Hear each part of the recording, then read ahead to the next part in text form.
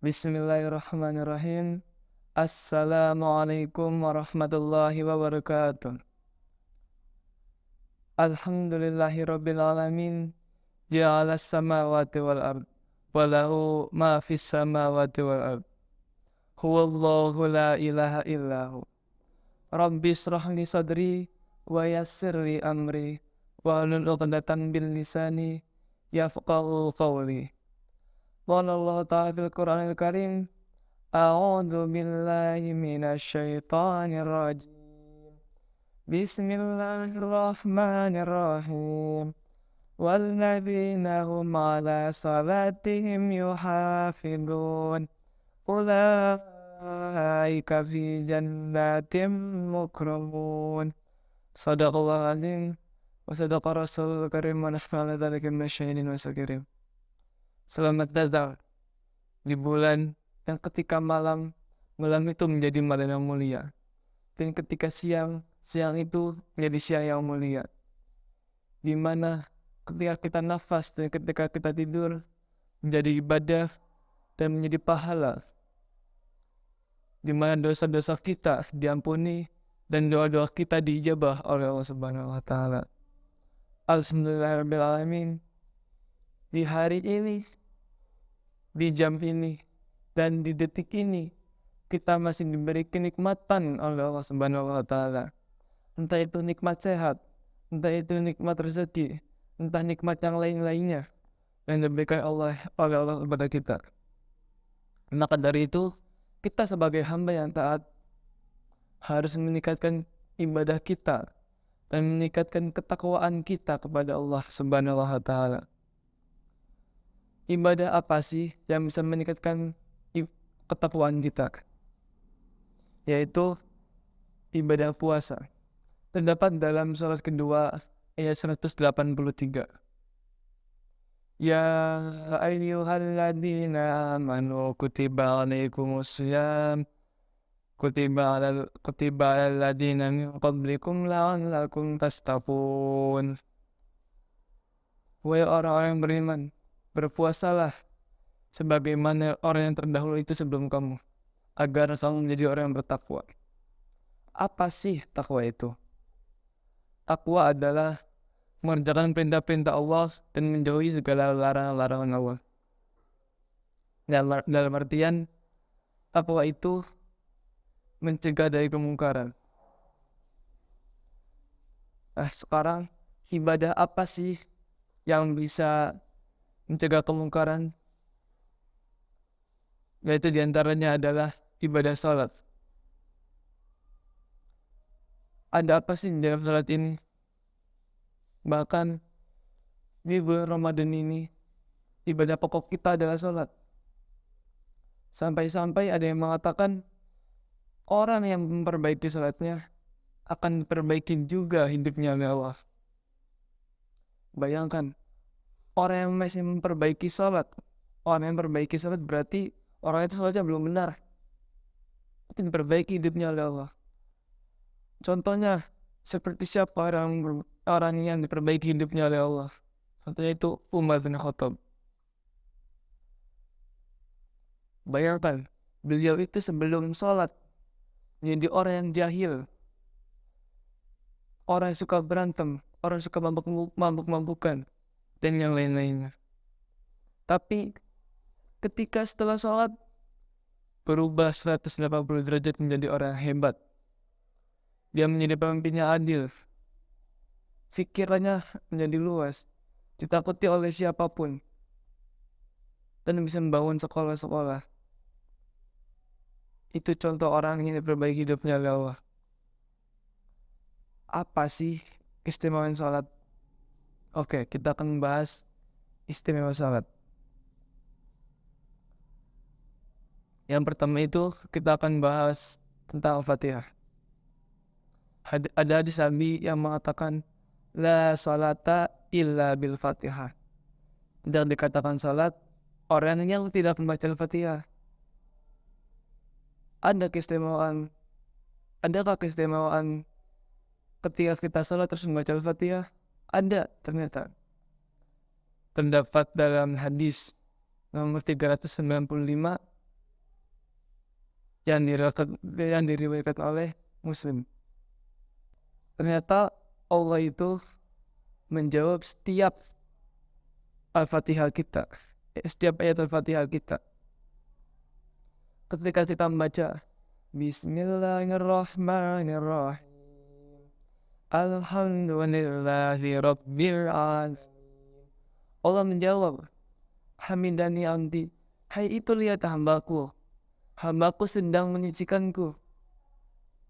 Ketika kita membaca Ar-Rahmanir-Rahim, Allah menjawab, Asna alayya abdi, itu hambaku sedang memujiku.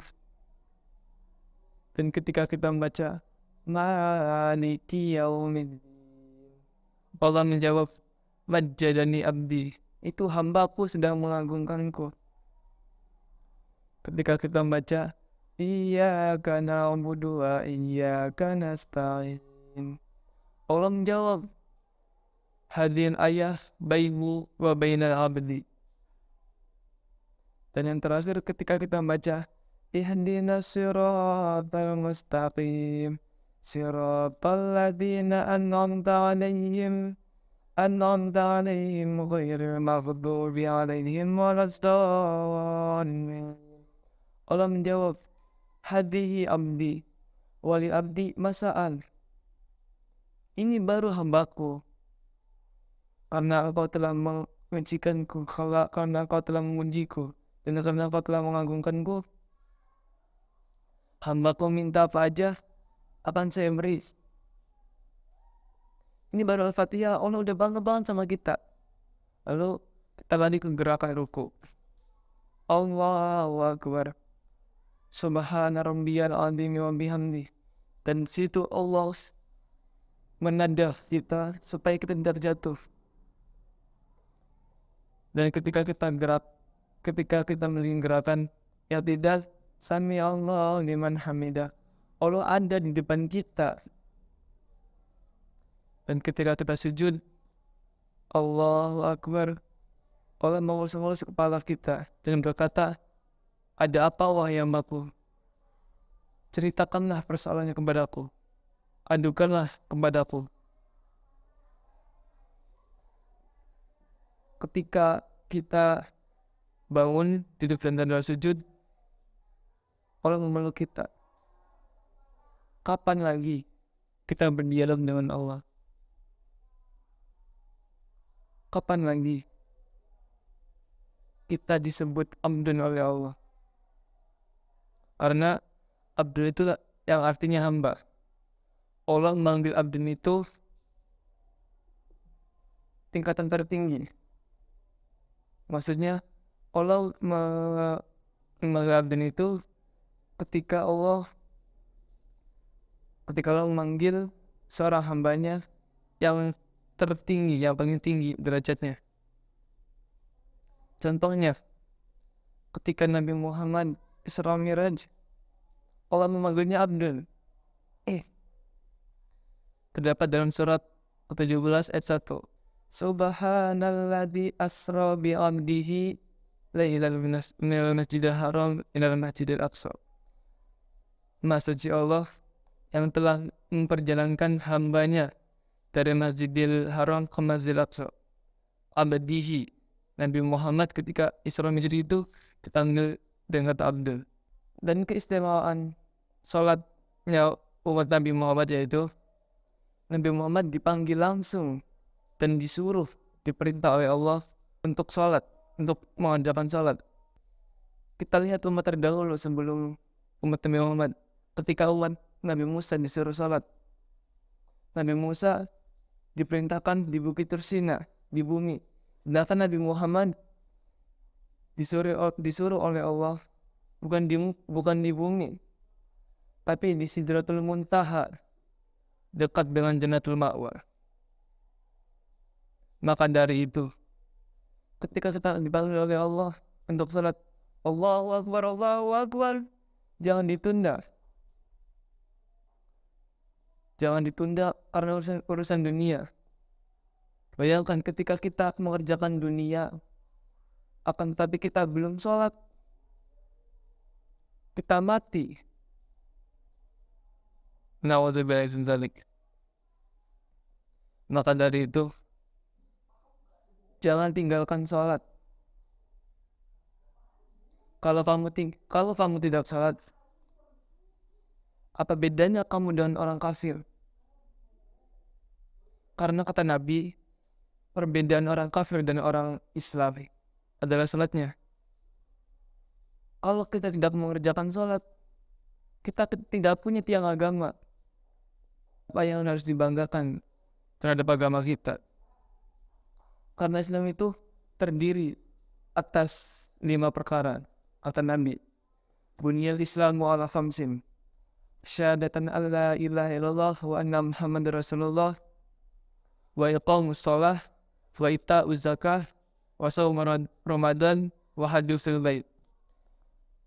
Islam itu terdiri dari 5 perkara. Yang pertama itu asyhadu an la ilaha illallah, syahadatan an la ilaha illallah, syahadatan Muhammadar Rasulullah, yaitu bersaksi bahwa Allah adalah Tuhanku dan Nabi Muhammad adalah utusan Allah. Yang kedua itu iqamus shalah, mendirikan salat, wa ita'uz zakah, membayar zakat, wa shaum Ramadan, dan berpuasa di bulan suci Ramadan, dan yang terakhir haji fi baitullah. On salat itu pasti syahadat. Kapan syahadatnya? Ketika tahiyat akhir, asyhadu an la ilaha illallah, asyhadu anna Muhammadar Rasulullah. Orang salat itu pasti puasa. Kapan puasanya? Gak mungkin dong orang ketika sholat tuh makan. Orang sholat itu pasti zakat. Dalam artian zakat waktu. Dan orang sholat itu pasti haji. Dalam artian sholat menghadap kiblat, dan kiblat kita sebagai orang muslim itu ke Ka'bah, ke Baitullah. Jangan pernah tinggalkan sholat. Orang yang sholat aja masih celaka. Terdapat dalam surat Al-Maun, ara'aital ladzi yukadzibu bid-din fadzalikal ladzi yad'ul yatim wa la yahuddu 'ala ta'amil miskin fawailun lil musallin. Celakalah orang-orang yang sholat. Siapa yang sholat itu celaka? Fawailul lil musallin alladzina hum 'ala salatihim sahun. Orang yang lalai dalam sholatnya. Siapa orang yang lalai dalam sholatnya? Alladzina hum yura'un. Orang-orang yang riya terhadap sholatnya. Apa yang harus dibanggakan terhadap kita? Mulut kita yang digunakan untuk berzikir kepada Allah, menyebut kalimat-kalimat thayyibah, tapi digunakan juga untuk membicarakan aib orang lain. Tangan kita yang digunakan untuk berzikir, karena tangan kita juga yang salah memegang. Mata kita yang digunakan untuk membaca Al-Quran. Terkadang mata kita juga yang digunakan untuk maksiat. Jangan tunda sholat, karena kita tidak tahu kapan kita akan mati.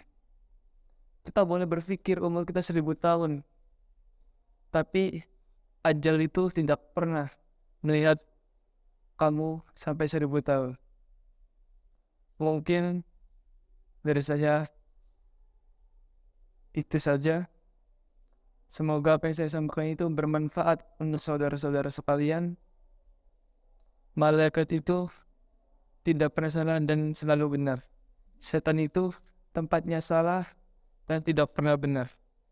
Dan manusia tempatnya salah dan dosa. Maka dari itu, kalau ada kata yang kurang berkenan di hati, mohon maaf. Syukran. Wassalamualaikum warahmatullahi wabarakatuh.